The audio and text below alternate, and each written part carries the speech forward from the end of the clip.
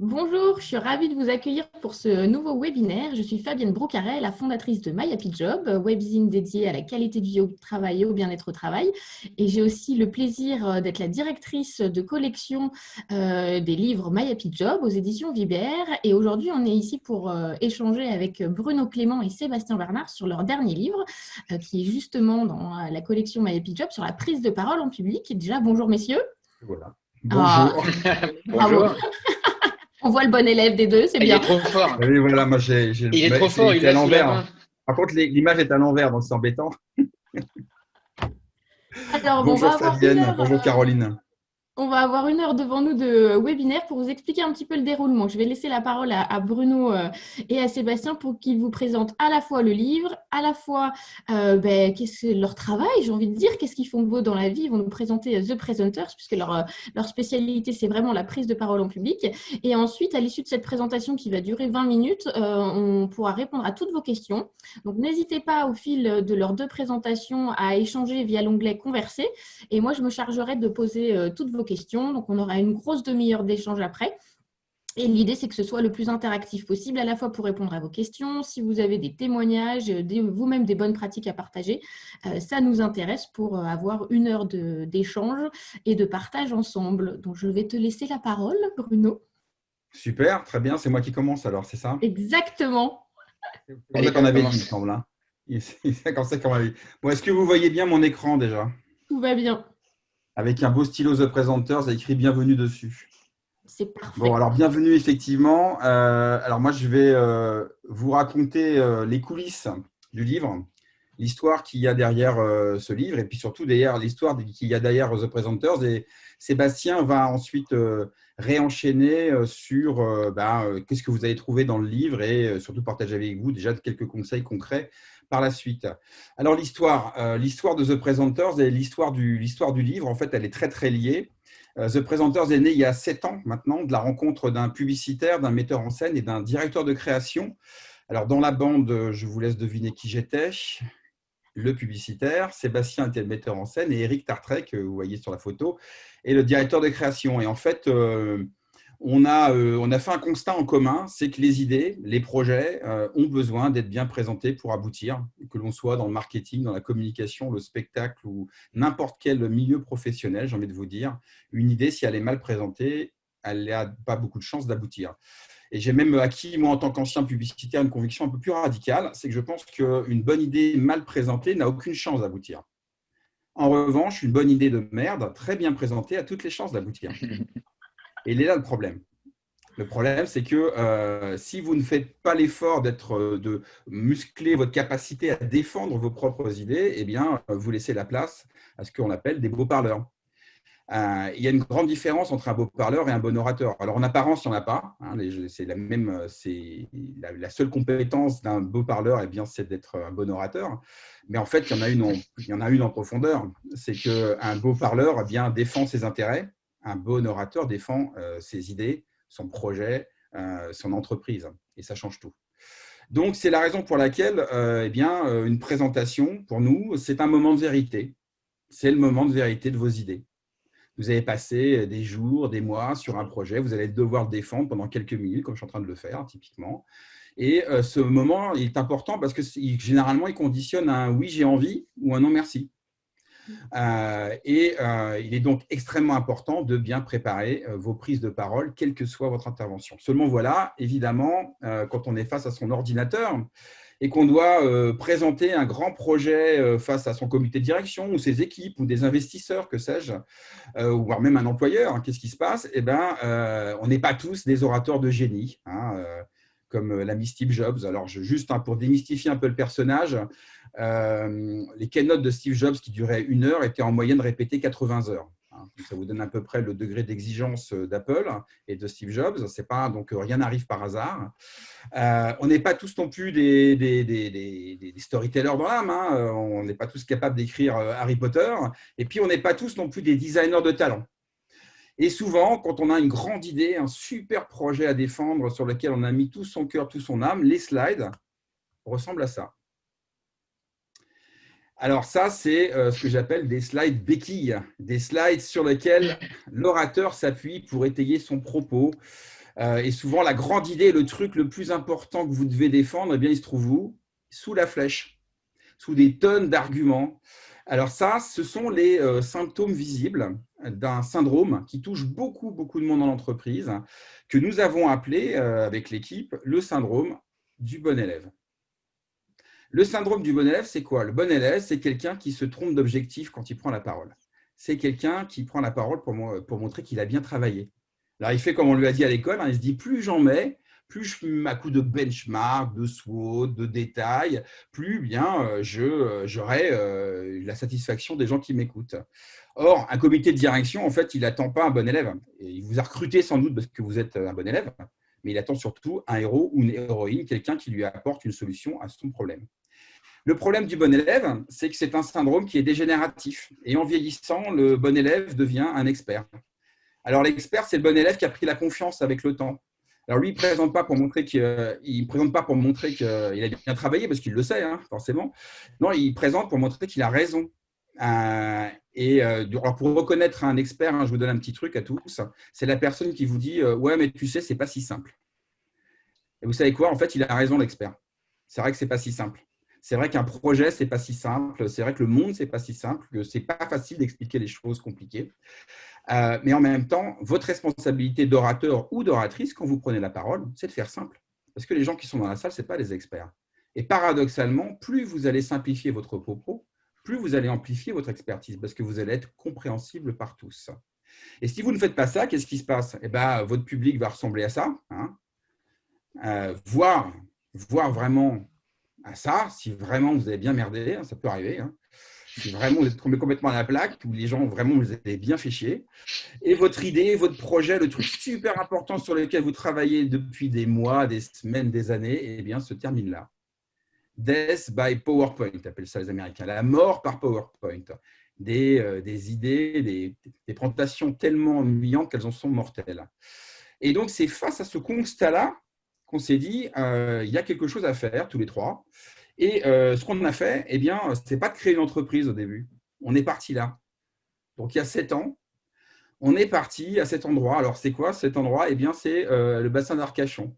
En juillet 2013, Sébastien, Eric et moi, on est parti à Arcachon. On s'est enfermé, alors pas que enfermé, vous voyez, mais pendant une petite semaine, avec l'envie non pas de créer une entreprise, mais d'écrire un livre déjà. On s'est dit, et si on mettait en commun tous nos savoir-faire pour justement apporter nos compétences pour des gens qui ont besoin de défendre leurs idées. Moi, je mettais dans la corbeille la partie marketing, Sébastien la partie leadership en tant qu'ancien metteur en scène, et Eric la partie design, c'était très cohérent. Et bien, en fait, l'écriture de ce livre n'a jamais été faite. En revanche, le travail que l'on a fait a abouti au préquel d'une méthode. La naissance d'une méthode. Là, c'est des vraies images que je vous montre qu'en 7 ans. On a travaillé avec des post-it, voyez, et la méthode s'appelle le Hub Story. Une méthode qu'on a mis en commun et on s'est dit, mais cette méthode, elle est géniale, il faut qu'on en fasse un projet entrepreneurial. Et c'est comme ça qu'est né The Presenters, avec l'envie, une méthode et l'envie d'avoir une cause qui est justement de défendre la cause des idées de nos clients en les aidant à mieux les présenter. Avec au cœur de The Presenters une méthodologie qui s'appelle donc le Hub Story, qui permet d'accompagner nos clients de la recherche de l'idée à sa présentation en 4 grandes étapes. Le pitch pour clarifier les idées, le storytelling pour structurer votre histoire, le story design pour mettre en scène votre intervention et le leadership pour incarner votre projet. Et cette méthodologie est une méthodologie orientée efficacité professionnelle. Et le défi qui nous a été donné par Fabienne et puis les éditions Vibert, c'est de transformer cette méthodologie d'efficacité professionnelle en un outil de développement personnel. Et donc, 7 ans plus tard, le livre, on l'a enfin écrit, heureusement, ça y est. Il s'appelle « Prenez la parole » et il comporte 10 séances d'auto-coaching pour oser défendre vos idées. Et moi, j'aime bien trouver des slogans et pour moi, c'est le livre qui fait du bien à vos idées. Pourquoi il fait du bien à vos idées? Parce qu'il va vous permettre justement de défendre ces idées. Ça fait du bien à soi. Ça fait du bien à ses idées, ça fait du bien au monde quand on a des idées qui sont positives. Et pour rentrer dans le détail du livre et voir comment le livre peut vous aider à défendre vos idées, eh bien, je vais maintenant céder la parole à Sébastien qui va reprendre la main et qui va vous raconter comment on passe d'une méthodologie à un livre. Oui, parce qu'effectivement, comme on est en train de vous le montrer tous les deux, tout ça, c'est un travail d'équipe, évidemment. Ça se fait pas tout seul. Ça va, le son passe bien, parce que je viens de partager mon écran et du coup, je n'ai plus aucun retour sur ce qui se passe. Oui. Donc, je voudrais m'assurer que tout est bon. Oui, tout est bon. J'ai même plus de retour. J'ai même plus de retour vidéo, mais bon, tant pis. On va dire que c'est pas grave. On nous confirme dans le chat, c'est bon. Ok, super. Bah oui, en fait, transformer ça en un livre qui puisse aider concrètement. Ah, ça y est, j'ai trouvé, en fait, les petites visuels se sont mis tout là-haut. Eh ben, je vous ramène. Génial. Transformer ce livre en une méthode applicable au quotidien, c'était ça, en fait. Hein. C'est ça le défi qu'on s'est lancé.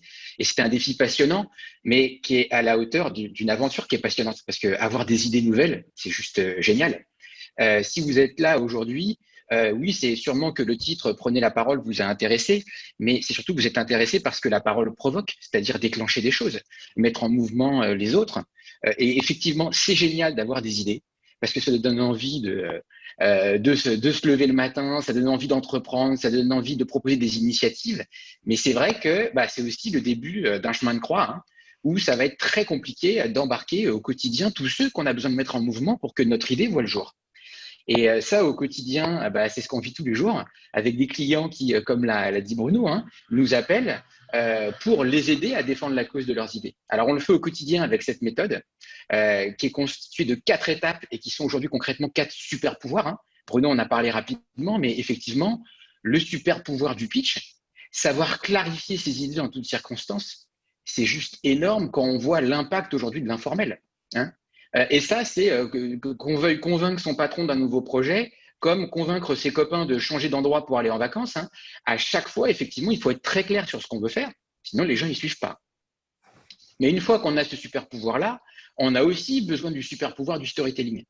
Pas parler pour démontrer qu'on a raison, mais parler et raconter une histoire, faire le récit de son idée pour donner envie à ceux qui nous écoutent de jouer un rôle dans cette histoire. Et au final, c'est juste ça qu'on a envie de provoquer chez eux.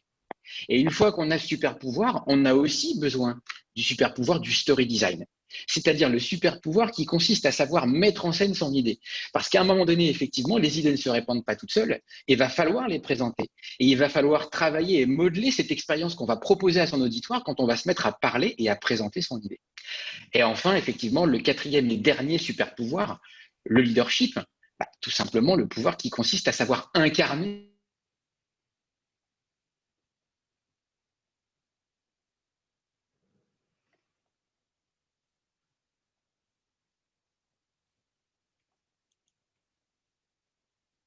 tout professionnel en se disant, si on écrit un livre, c'est pas la méthode qui compte.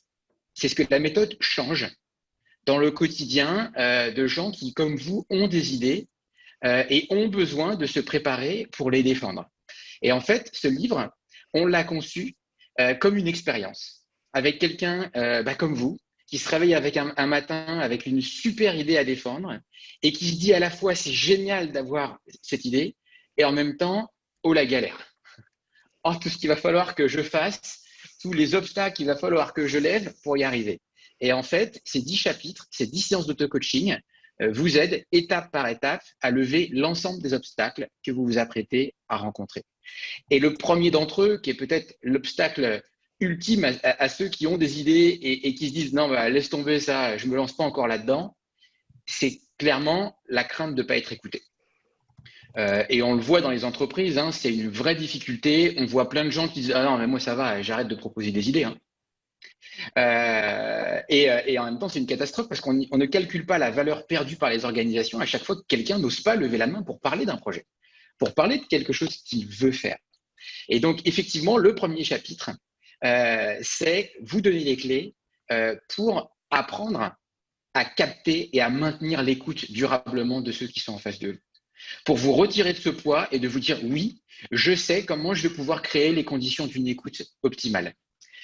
Et ça, effectivement, vous allez apprendre dans ce chapitre comment éviter beaucoup de mauvais réflexes, me crédibiliser, essayer de prouver que je suis légitime.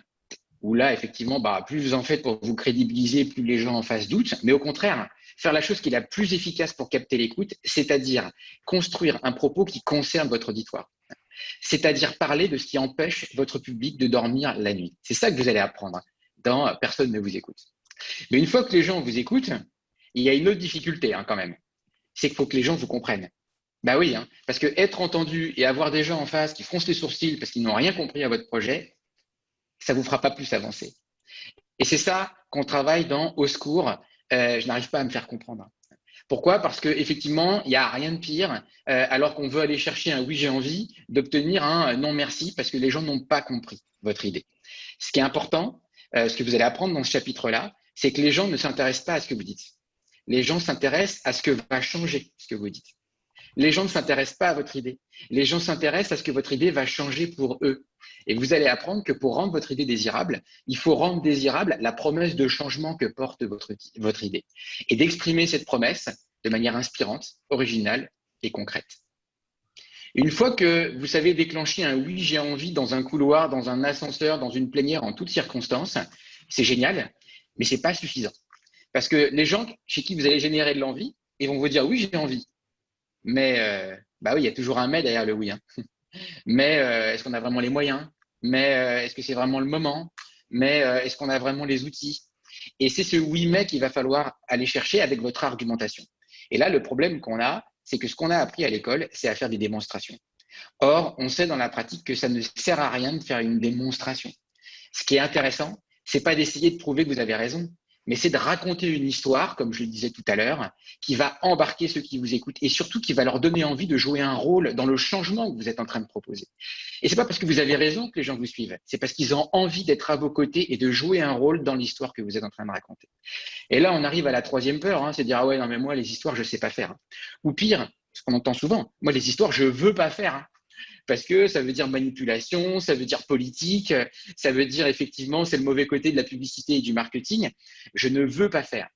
Sauf que quand on regarde l'histoire de l'humanité, l'histoire elles sont partout. Avant l'invention de l'écriture, le seul moyen de marquer fortement les esprits et de se souvenir des idées fortes, c'était de les intégrer dans des histoires.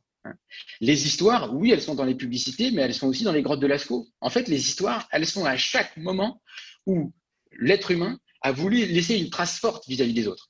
Donc, les histoires, elles sont partout, sauf dans les présentations, où là, effectivement, on a des PowerPoint surchargés avec des chiffres partout, et c'est une catastrophe. Et du coup, c'est ça qu'on va apprendre dans ce chapitre. Ce qu'on va apprendre, c'est qu'une histoire, si vous imaginez un film, c'est une usine à conduire le changement. C'est juste génial. Si vous avez peur que les gens vous résistent, il faut regarder comment ça se passe dans les films. Parce qu'au début, vous avez des personnages qui détestent ceci et à la fin, ils adorent. Vous avez un personnage qui ne sait pas faire ça, à la fin, c'est un expert. Dans un film, dans un roman, vous avez des gens qui passent leur temps à changer. Et effectivement, dans les histoires, il y a une mécanique qui est optimisée pour donner envie de changer. Vous allez apprendre dans le chapitre à lever les résistances que le public peut légitimement vous opposer. Et vous allez surtout apprendre à en faire une histoire cohérente qui va donner envie de lever ces résistances. Mais surtout, ce qui nous intéressait derrière le storytelling, derrière la technique, c'est de se dire ce qui compte, encore une fois, ce n'est pas la technique, c'est l'usage qu'on va en faire. Et en plus d'avoir une super argumentation, le storytelling irrigue les 2 chapitres suivants. Pourquoi? Parce que le storytelling, ça va vous aider aussi à structurer des paroles semi-improvisées. On s'est tous retrouvés un jour en réunion, ça parle dans tous les sens, et d'un seul coup, on a une idée, on veut la proposer, on la propose, il y a un silence, et puis la discussion reprend comme si on n'avait rien dit. Pire, 20 minutes après, quelqu'un dit attendez, moi j'ai une idée, dit la même idée que vous, et tout le monde dit génial, il faut le faire. Il n'y a pas de mystère. À un moment donné, la manière dont vous avez formulé votre proposition a eu un impact sur les autres. Ou pas, j'ai envie de dire. Et effectivement, le réflexe storytelling, ce que vous allez apprendre, qu'on a appelé la boucle narrative, ça va être un réflexe qui vous permet non seulement de créer un lien de cause à effet en permanence dans votre propos, mais surtout de marquer fortement les esprits.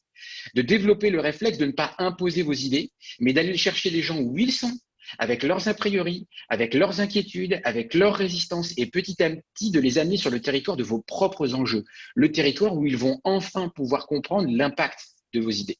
Et du coup, à l'extrême, il y a un autre chapitre qui est concerné à quelque chose qui inquiète beaucoup aussi tous ceux qui prennent la parole en public, c'est comment répondre aux questions pièges. On a cette terreur nocturne d'imaginer que je vais être chahuté, on va me poser des questions tordues, on va essayer de me piéger. Et il se trouve qu'effectivement, ce réflexe storytelling, cette boucle narrative est aussi optimisée pour se préparer à répondre dans des enjeux sensibles ou complexes. Encore faut-il s'entraîner, s'entraîner, s'entraîner. Donc, plus tôt vous lisez ces chapitres, plus tôt vous les mettez en pratique, plus tôt vous serez capable de déclencher ce réflexe de storytelling. Alors, une fois qu'on a un super pitch et une super histoire, c'est génial, mais à un moment donné, il va falloir le présenter. Faire un pitch, c'est donner envie d'en savoir plus. Donc, du coup, OK, on vous a dit banco, on fait une réunion et le jour où les 50 personnes sont là, en visio ou en présentiel, effectivement, on rentre dans l'étape du storytelling. Et là, on rentre dans le vrai sujet de la présentation, qui n'est pas PowerPoint, on va y venir. Le pire, le cauchemar, c'est de faire une présentation et qu'à la fin, tout le monde ait oublié ce qui s'est passé. Parce que c'est ça le but de la présentation. Le but, c'est de laisser une trace forte de votre idée. Or, la réalité, c'est qu'on se focus tous sur PowerPoint. Présentation égale PowerPoint, tout le monde fait ça. Et d'ailleurs, là, on en est au, si je ne me trompe pas, 6e chapitre du livre. On n'a toujours pas parlé de PowerPoint. Pourquoi? Parce que le but de PowerPoint, l'efficacité de PowerPoint, c'est de le mettre au service de votre histoire, pas au service de votre propos. Et c'est ça que vous allez apprendre dans le chapitre. Vous allez dépasser l'idée du slide design avec une idée qui est forte chez nous, c'est l'idée du story design. Le design de votre support, il n'est efficace que s'il est au service de votre histoire, pas au service de votre propos. Si PowerPoint est au service de votre propos, c'est ce que vous voyez tous les jours. Des slides ultra chargés avec plein de bullet points. Bah oui, parce que je mets tout mon propos. Et qu'est-ce qui se passe? Du coup, votre public, il lit, puisque c'est plus rapide de lire que d'écouter. Et résultat, vous avez toujours un public qui est en avance sur l'orateur. Pire que ça, quand l'orateur arrive au bout, il change sa slide et puis il regarde bien son écran derrière pour bien regarder où il en est. Et résultat, le public a en permanence un temps d'avance sur l'orateur. C'est pour ça que les présentations sont ennuyeuses. Raconter une histoire, c'est créer un moment où l'orateur a toujours un temps d'avance sur son public. Et c'est ça le story design. Faire des slides qui sont au service de l'histoire, c'est travailler le duo orateur-slide pour que les slides s'affichent au moment clé où l'orateur en a besoin pour ancrer l'idée qu'il est en train de défendre. En faisant du story design, l'orateur a toujours un temps d'avance sur le public. Et c'est pour ça qu'il arrive à capter et maintenir l'attention tout au long de son propos. Donc, avec ce chapitre-là, vous allez apprendre à construire ce qui est le plus important, pas des slides, mais le storyboard de votre présentation, c'est-à-dire le découpage séquence par séquence de comment votre présentation se décompose en idées fortes qui vont accompagner l'orateur tout le long du chemin de votre idée. Et après, effectivement, on va pouvoir parler design. Oui, effectivement, la plupart du temps, les slides sont moches et c'est très compliqué parce que Bruno l'a dit, on n'est pas tous un designer dans l'âme. Moi, je viens du théâtre, donc autant vous dire que jusqu'à il y a 7 PowerPoint, je ne savais pas ce que c'était. On ne fait pas des présentations PowerPoint dans un théâtre ou un directeur de théâtre pour lui vendre un projet. Peut-être que ce serait pas mal maintenant. Mais je ne savais pas ce que c'était. Et du coup, effectivement, c'est compliqué. On n'a pas tous le goût pour le faire. On n'a pas tous le temps pour le faire. Et pourtant, on a besoin d'être rapidement très efficace. C'est ça que vous retrouvez dans le 7e chapitre. Toutes les clés pour, sans être graphiste, très rapidement avoir un impact. Et vous allez apprendre que c'est pas si compliqué que ça, parce qu'au final, il y a surtout 3 slides types à découvrir et à mettre en œuvre, et ça, vous le découvrirez dans le chapitre. Et vous allez découvrir aussi le 3e chapitre et le 3e séance d'auto-coaching lié au design, c'est comment utiliser les éléments de preuve et les chiffres. Aujourd'hui, effectivement, on a appris que pour avoir un impact, il faut avoir des preuves et des chiffres. Alors des documentaires comme Hold Up montrent que pas forcément en fait. On peut aussi renverser l'effet de la preuve pour au contraire embrouiller plutôt que de clarifier. En attendant, vous avez besoin que vos chiffres apportent des preuves. Et pour ça, il ne faut pas les utiliser n'importe comment. Pourquoi? Parce que vous allez découvrir dans le chapitre que le cerveau ne comprend rien en grands chiffres. Et quand je dis grands chiffres, à partir de 4, ça commence à être compliqué. Donc oui, les chiffres ont une efficacité, mais pas n'importe où et pas n'importe comment. Et vous allez découvrir effectivement que ce soit pour augmenter l'impact du problème que vous voulez résoudre ou pour augmenter l'impact de l'argumentation que vous allez mettre en avant, les chiffres ont un vrai intérêt, mais pas n'importe où et pas n'importe quand. Une fois que vous avez votre pitch, que vous avez votre histoire et que vous avez un super support et que vous avez un super duo orateur slide, va arriver un moment où vous allez devoir défendre cette prise de parole à l'oral. Et là, on arrive au secours, j'ai pas confiance en moi. Alors, on a commencé le premier chapitre par au secours, on n'écoute pas, mais au secours, j'ai pas confiance en moi. C'est aussi un frein énorme à défendre les idées. Ouais, j'ai une super idée. Ah, génial, tu vas en parler à la réunion. Ah non, non, hein. Et là, on a un frein énorme, hein. Des gens qui préfèrent que leurs idées soient défendues par les autres, hein. Et là, c'est une erreur. Pourquoi? Parce que les idées ont besoin d'être parfaitement incarnées. Les gens n'achètent pas les idées. Les gens achètent les gens qui portent les idées. Et c'est parce que les gens vous accordent de la confiance qu'ils vont avoir envie d'aller au bout du chemin avec vous. Et effectivement, si vous parlez et que vous n'obtenez pas la confiance, c'est juste une catastrophe. Pourquoi? Parce que vous allez obtenir un oui, c'est génial, mais c'est pas pour moi. Ou effectivement, comme Bruno l'a rappelé dans son dernier podcast, oui, c'est génial, mais on va le faire sans toi. Ce qui est, avouez-le, une situation assez catastrophique. Dans ce chapitre, vous allez apprendre que si vous voulez que les gens vous fassent confiance, il va falloir apprendre à leur faire confiance. Il va falloir apprendre à faire confiance à votre histoire et il va falloir faire confiance à quelque chose qui est très important, c'est les intentions qui sont les vôtres. En faisant ce travail-là, vous allez apprendre à donner du sens à votre présence et c'est le premier pas à faire concrètement pour conquérir la confiance du public. Et puis évidemment, le livre ne serait pas complet si on ne répondait pas à ce qui anime la plupart d'entre nous, hein. C'est au secours, j'ai le trac. Alors, c'est Mark Twain, hein, qui écrivait, il y a deux types d'orateurs, il y a ceux qui ont peur et il y a ceux qui mentent. Alors, bon, j'aime bien quand c'est clair. Dans la vraie vie, c'est bien sûr bien plus compliqué que ça. Maintenant, il y a une étude américaine, hein, qui dit que 75% des Américains interrogés appréhendent la prise de parole en public. Donc oui, si les chiffres sont bons, c'est la peur la plus couramment partagée, hein. C'est-à-dire qu'on a plus peur de prendre la parole que de mourir. Bon, en même temps, la prise de parole, c'est demain. Mourir, on espère toujours que ce sera dans un peu plus longtemps, même si on ne sait pas, hein. Et du coup, effectivement, ce trac nous anime. En fait, dans ce bouquin et dans ce chapitre, vous allez juste découvrir que le trac, c'est une chance. Le trac, c'est quelque chose qui est très bien documenté. Je ne comprends pas pourquoi on n'apprend pas ça à l'école. Le trac, c'est quelque chose qui se déclenche systématiquement quand vous êtes face à une situation complexe et inconnue. Et effectivement, prendre la parole en public, ce sera toujours complexe. Oui, bah oui, la situation, il y a des enjeux, les gens ont des envies contradictoires et inconnues. Vous ne savez pas toutes les personnes qui seront là, vous ne savez pas si PowerPoint va se lancer comme vous voulez. Et du coup, se préparer, vaincre le trac, hein, c'est juste faire en sorte que cet exercice soit un petit peu moins complexe et un petit peu moins inconnu. Pourquoi? Parce que vous aurez toujours besoin de passer par cette étape pour défendre vos idées. Donc, faites-le le plus tôt possible. Parce que si ce n'est pas aujourd'hui, demain, vous allez vous réveiller avec une idée qui vous tient à cœur et que vous allez avoir besoin d'en parler pour embarquer les gens. Et plus tôt vous serez préparé à l'exercice, plus il sera facile d'en parler. Et c'est tout le sens, hein, d'avoir mis le Up Story dans le livre « Prenez la parole », c'est qu'effectivement, les gens n'écoutent pas vos idées, les gens écoutent ce que vous en dites. Plus vous vous préparez à prendre la parole, plus vous vous préparez à changer les choses, plus vous vous préparez à augmenter, à élargir votre degré d'influence. Et c'est ça le sens de ces 10 chapitres.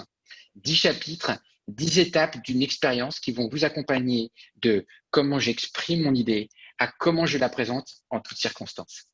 Et pas pour faire de vous un beau parleur, hein, comme l'a dit Bruno, même pas pour faire de vous un orateur à l'aise, mais pour vous donner les clés pour devenir des leaders d'opinion de vos idées. C'est super important cette notion. Votre but, c'est pas de faire le spectacle et d'avoir l'air à l'aise. Le but, c'est d'être identifié d'opinion. Les gens vous appellent pas parce que vous êtes les plus forts. Les gens vous appellent parce que votre avis compte. Et c'est parce que votre avis compte qu'ils vous écoutent et que ce livre sera en mesure de faire du bien à vos idées.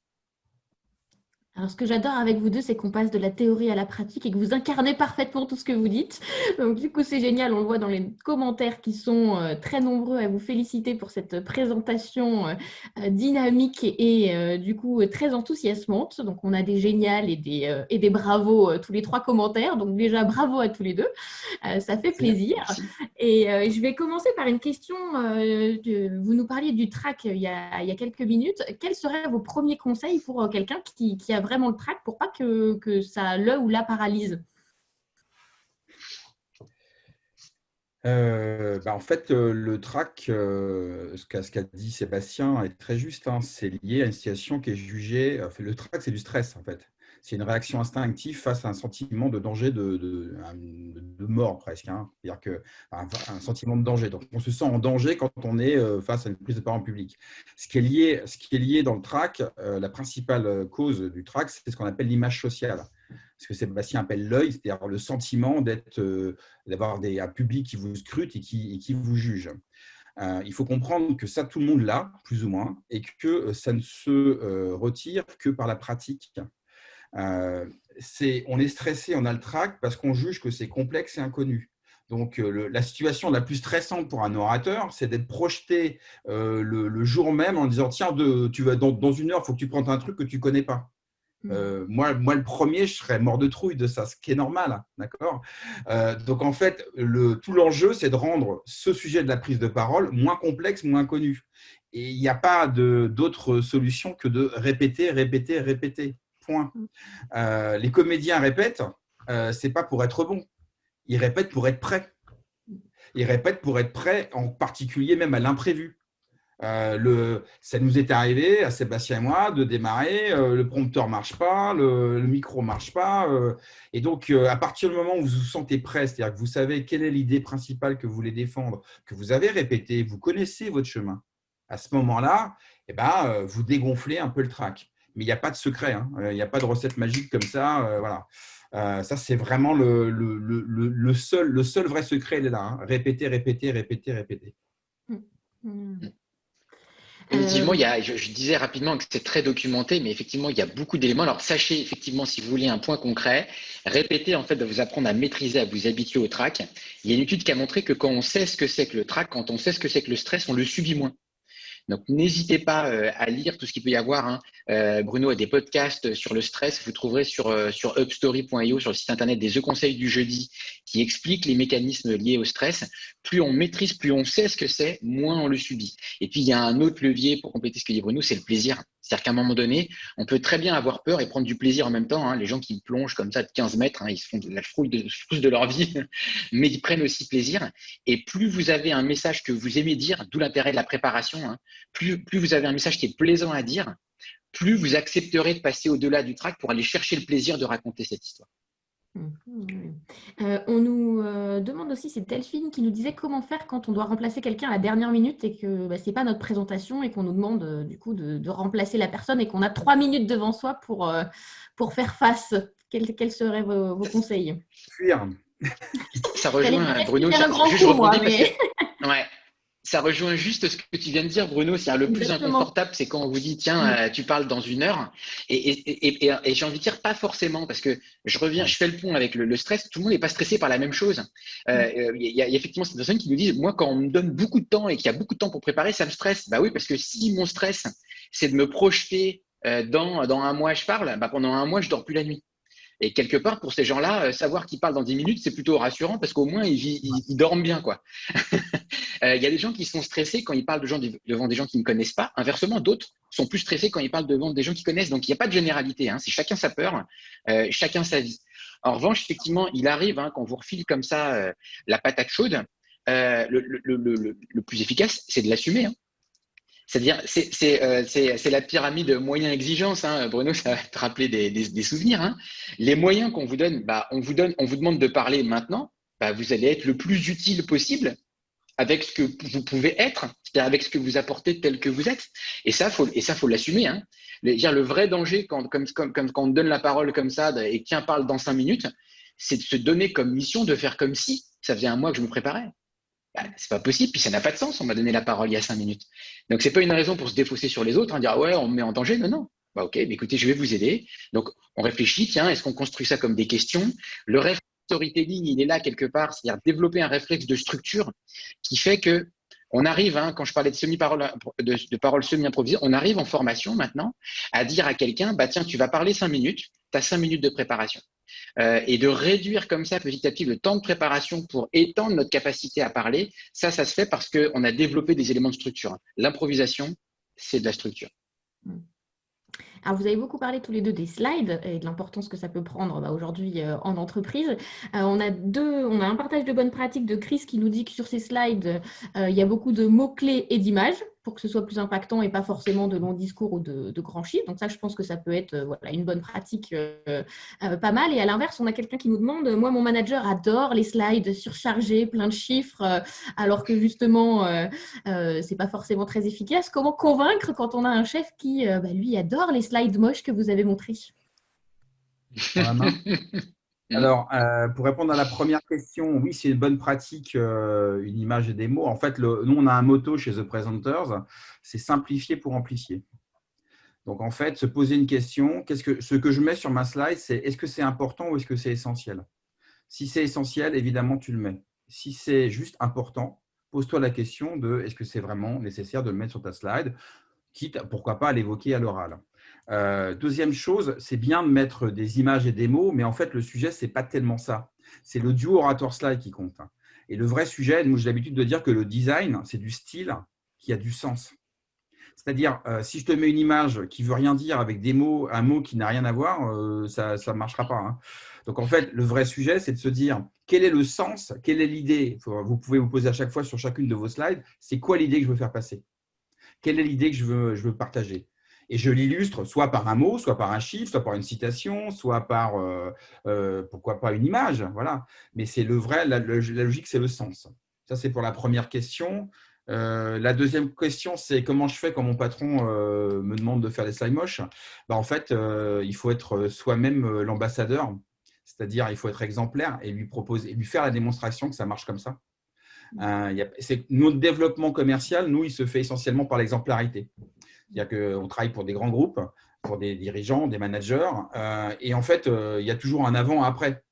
Et le jour où les gens sont pas entre nos mains, forcément, ils vont présenter devant, mettons, leur comité de direction, leur support, leur présentation, et tout le monde va dire « Ouais, non, c'est génial, comment tu as fait ?» J'ai un partenaire qui s'appelle The Presenters, et comme ça que ça se passe. Donc, en fait, soyez exemplaires.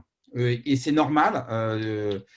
Tout le paradoxe qu'on a, nous, quand on fait des formations, on a tous les équipes qui nous disent « Mais il faut absolument que vous voyez nos patrons, parce que nous, on est d'accord, mais nos patrons ne sont pas d'accord. » Or, ce qui est le paradoxe, c'est que c'est les patrons eux-mêmes qui nous demandent de former leurs équipes parce qu'ils ont conscience que les slides sont pourris.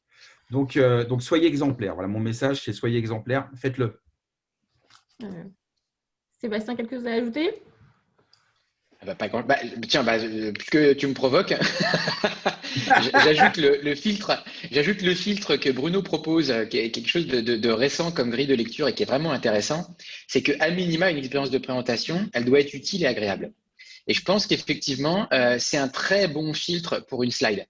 Parce qu'une slide surchargée, on peut considérer qu'elle est utile. Parce qu'il y a tout dessus. Et du coup, je vais pouvoir lire et avoir toutes les informations. Mais la réalité, c'est que pendant que je lis, je ne l'écoute pas. Et c'est ça qu'il faut faire comprendre à vos patrons. C'est que si tout est écrit sur la slide, ce qu'ils disent ne sert strictement à rien. Ou alors, si je les écoute, ce qu'ils écrivent, ça ne sert à rien. Donc, dans tous les cas, l'expérience ne peut pas être agréable. Et du coup, effectivement, si on respecte ce filtre utile et agréable, on arrête les slides surchargés. On arrête aussi avec les slides soi-disant ultra inspirationnels avec juste des images. Parce que c'est agréable. Mais comme ça n'ancre aucune idée, ça ne sert à rien. Et du coup, ce filtre me paraît efficace pour servir de filtre à mauvaise slide. Très bien. C'est parfait parce que tu as répondu à la question de Christine qui parlait justement des scientifiques qui mettaient beaucoup d'études surchargées. Donc, on retiendra utile et agréable. Voilà, c'est les deux en même temps. C'est parfait. On a beaucoup de questions sur la posture. Est-ce qu'il y a comment on se tient quand on parle? Notre langage corporel, des fois, peut trahir notre stress. Du coup, qu'est-ce que vous conseillez? Alors, il n'y a pas, j'imagine, une bonne position. Voilà, on ne va pas dire mettez-vous comme ci ou comme ça. Mais qu'est-ce que vous indiqueriez là-dessus? Soyez vous-même, les autres sont déjà pris, c'est ça? Vas-y, Seb, je te laisse parler. En fait, derrière ta question, il y a une question qui hante tout le monde, on l'a beaucoup en formation, c'est la question du non-verbal. Hein. J'ai quelqu'un l'autre jour qui, en briefing, m'a dit, voilà, j'aimerais travailler avec toi parce que on lit en moi comme dans un livre ouvert. Quand je suis en colère, ça se voit. Et du coup, je voudrais que ça ne se voit pas. Et du coup, je lui dis, mais pourquoi? Pourquoi tu veux masquer ce que tu penses? À la limite, c'est plus facile de changer ce que tu penses. Si tu penses que les gens te voient en colère et que c'est pas bien, pourquoi tu es en colère? Et c'est beaucoup plus efficace de changer sur ce qu'on pense que sur changer le non-verbal. Vous imaginez, si on veut gérer le non-verbal, il n'y a pas que la posture. Hein. C'est-à-dire, OK, je contrôle ma posture, je contrôle où sont mes mains, je contrôle où est mon regard, je contrôle en même temps ma prosodie, ma voix, le rythme. Si je ne pense qu'à ça, je pense à tout sauf à ce à quoi il faut penser. Mon idée et l'impact qu'elle a sur les gens qui m'écoutent.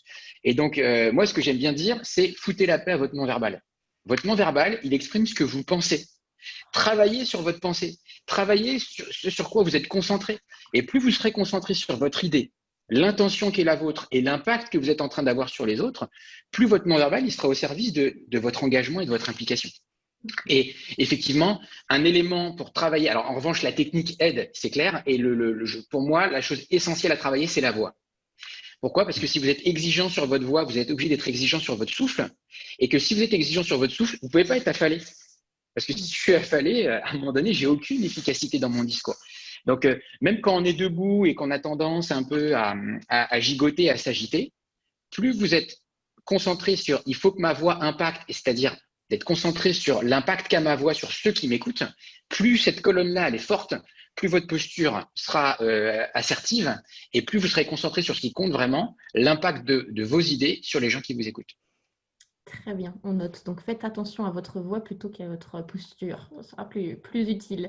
Qu'est-ce que ça change concrètement? Là, on se parle en visio. On a tous fait depuis mars beaucoup de Zoom, de Teams, etc.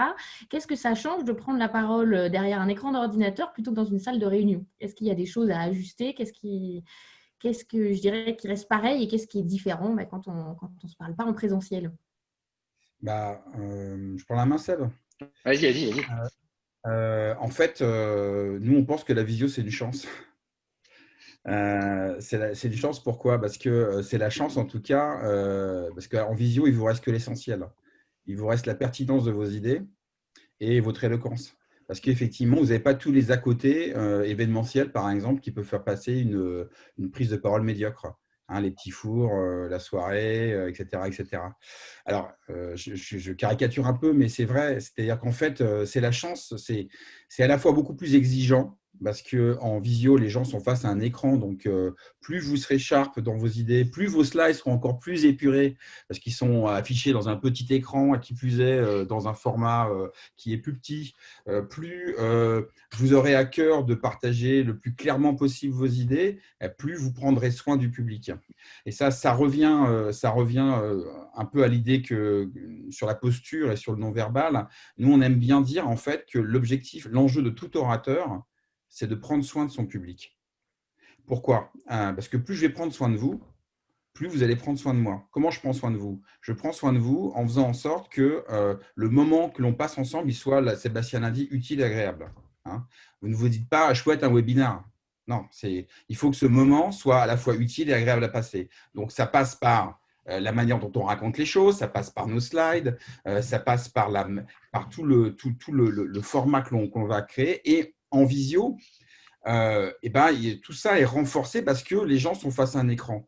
Donc, il va falloir prendre encore plus soin d'eux. Et donc, comment je fais pour prendre soin de mon public en visio? Je fais en sorte que ma parole soit la plus simple, la plus efficace possible. Et je travaille beaucoup plus ma voix que le reste parce que les gens ne voient que moi dans un écran.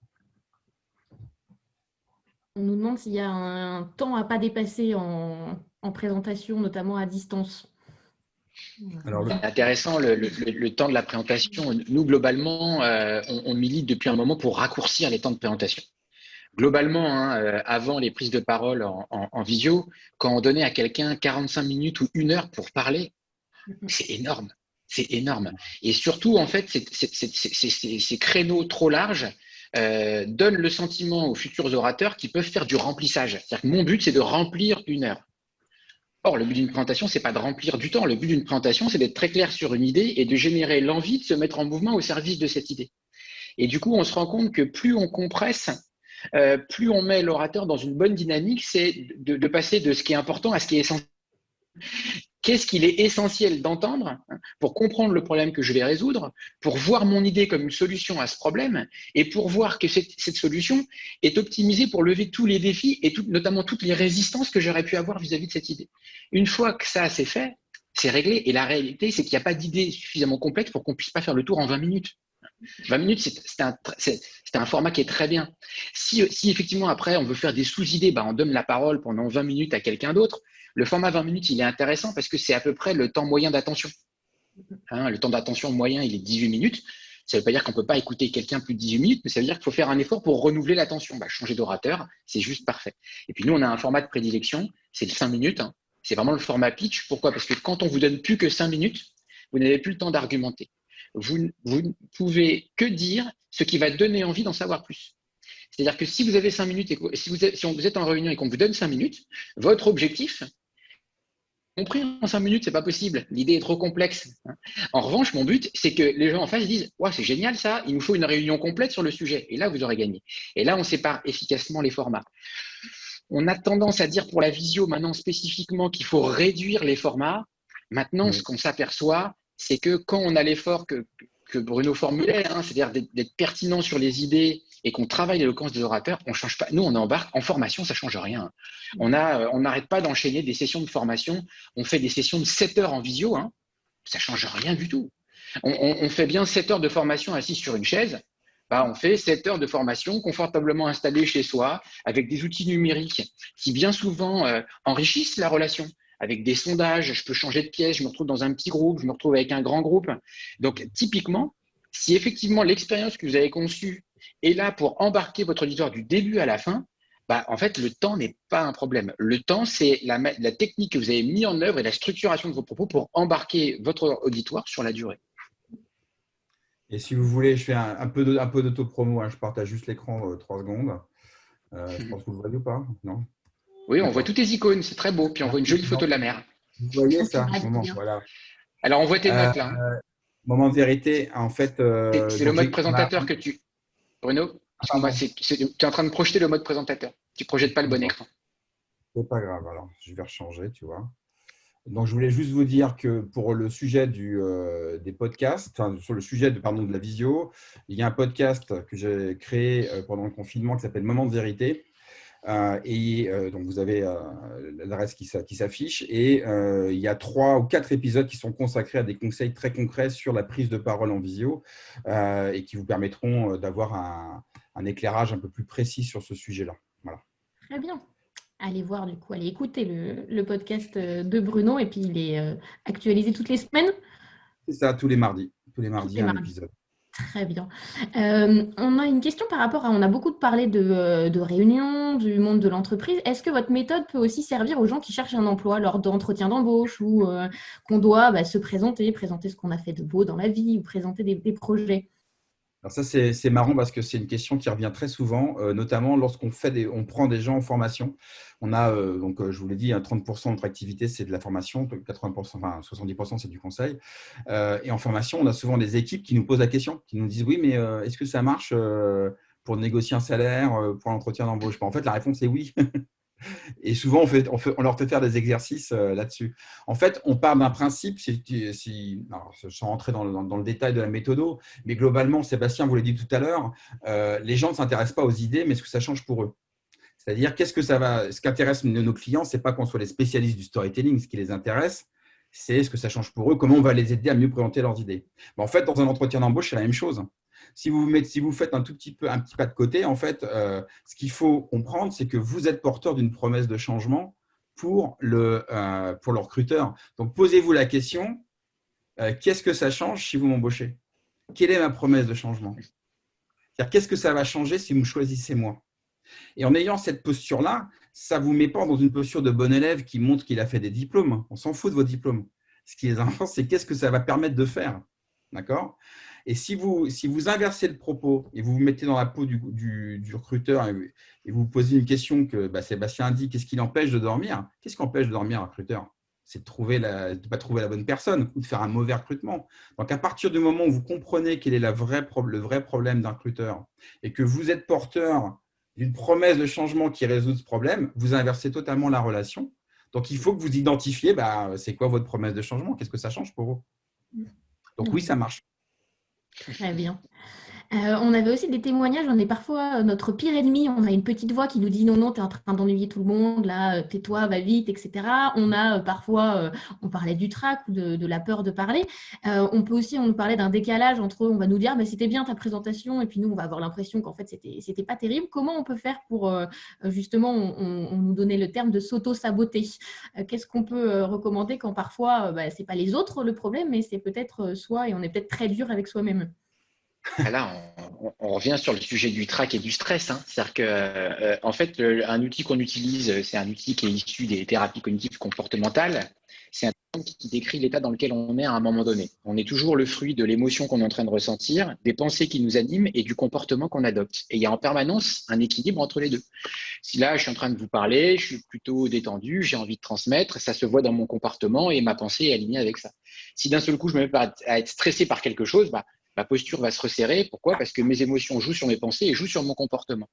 Et là, on est au cœur de ce qu'on évoquait tout à l'heure. C'est-à-dire qu'effectivement, si vous êtes en train de parler à du monde et que votre pensée, c'est « oh là là, je suis en train de faire chier tout le monde, il faut que j'arrête vite », comment votre posture peut être une posture de leader qui incarne une idée et un changement? C'est pas possible. C'est bien pour ça qu'on se méfie du non-verbal. Mais on se méfie du non-verbal, pourquoi? Parce que notre pensée n'est pas inattaquable. Votre pensée doit être inattaquable. C'est le stress qui induit l'idée de « je suis pas la bonne personne au bon endroit ». Et le pire, c'est que la peur ne provoque pas le danger. La peur. Elle n'évite pas le danger, elle le provoque. La peur n'évite pas le danger, elle le provoque. J'ai tellement tordu le proverbe que. T'as peut-être un petit peu peur, la peur n'évite pas le Sébastien, danger. Ouais, il faudrait qu'on parle. La peur n'évite pas le danger, elle le provoque, bien entendu. Si vous vous dites, en parlant, pourvu que je bafouille pas, vous allez bafouiller. C'est évident. En revanche, cette pensée, c'est un cadeau.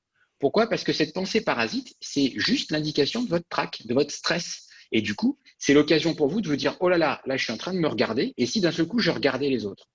Donc ça, effectivement, d'où l'intérêt de pratiquer, puisque plus vous allez pratiquer, plus vous allez sentir ce regard, plus vous allez développer cette gymnastique qui consiste à déplacer le regard qu'on porte sur soi vers un regard vers ce qui est important, vers les autres, et plus ce sera un automatisme.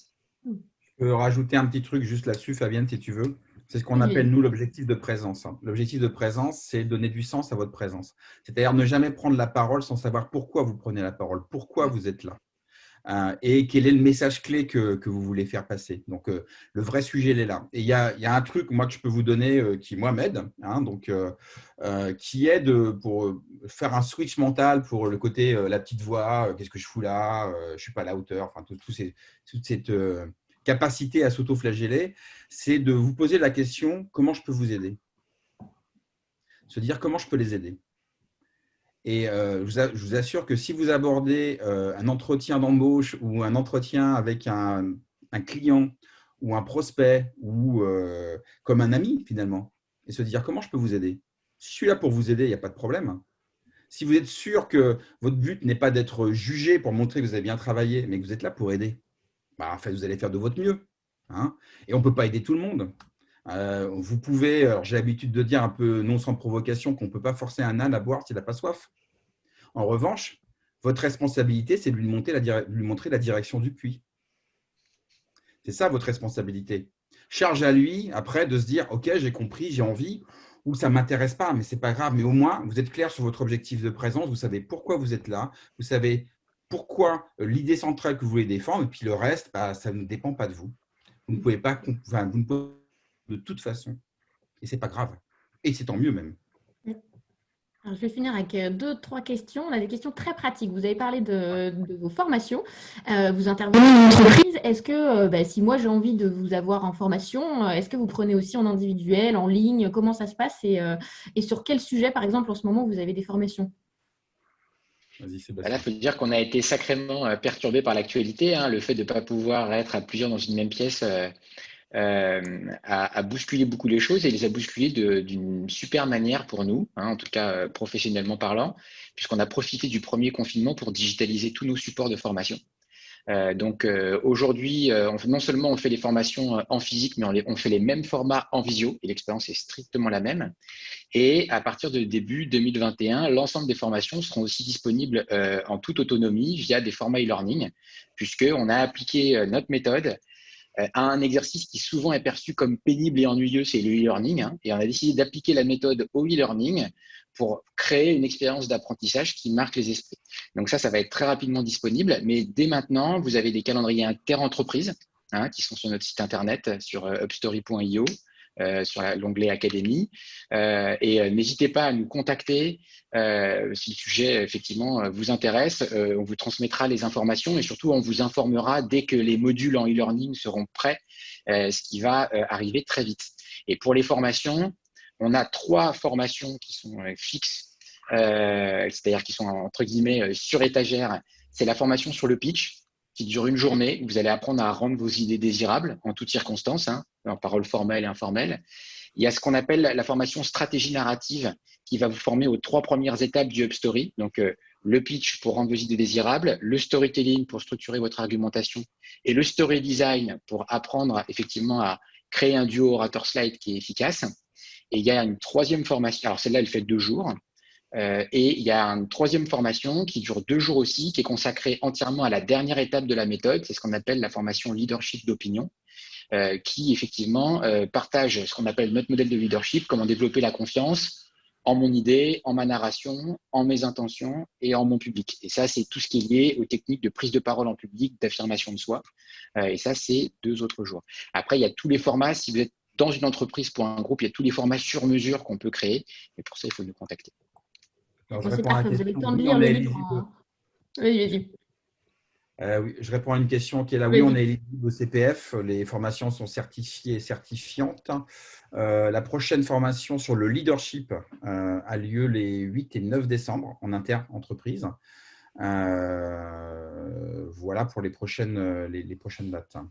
Très bien. J'allais juste dire, c'est très bien. En novembre, décembre, vous avez le temps de lire le livre et après, vous filez en e-learning en janvier. C'est parfait.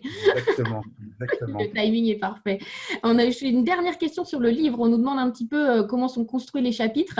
Peut-être rappeler un petit peu le squelette de chaque chapitre où il y a une mise en situation, un témoignage, un carnet de bord pratique et après le coaching. Vas-y, Seb. Oui, en fait, je vais réafficher peut-être les 10 chapitres s'il veut bien me le faire, mon ami qui note.